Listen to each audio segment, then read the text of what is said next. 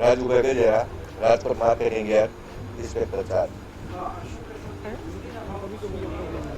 ડુંગળીના ભાવ આમ ગણીએ તો 50 રૂપિયાથી માંડીને 300 રૂપિયા સુધી વેચાય છે, અને જે નાસિકથી માલ આવે છે એ બધો 300 રૂપિયાથી માંડીને 400 રૂપિયા સુધી વેચાય છે.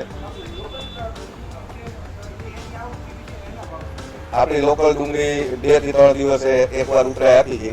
7,000 થી 8,000 દાગીનાની આવક છે. સામે પછી જૂનો પડતર માલ છે એના હિસાબે બહુ નબળો માલ આવે છે. સારા માલના 250 રૂપિયાથી 300 રૂપિયા થાય છે. નબળો માલ બધો 50 રૂપિયાથી 150 રૂપિયા સુધી માર્કેટિંગ રાજકોટમાં વેચાઈ રહ્યો છે.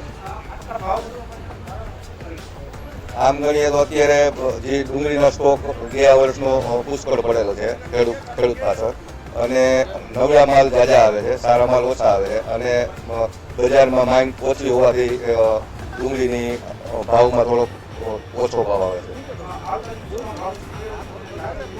આવતા દિવસોમાં તો જૂની ડુંગળીમાં ભાવ હજી આથી નીચો જવાના શક્યતા છે, અને દિવાળીની આજુબાજુ નવી લાલ ડુંગળીની આવક ચાલુ થઈ જશે.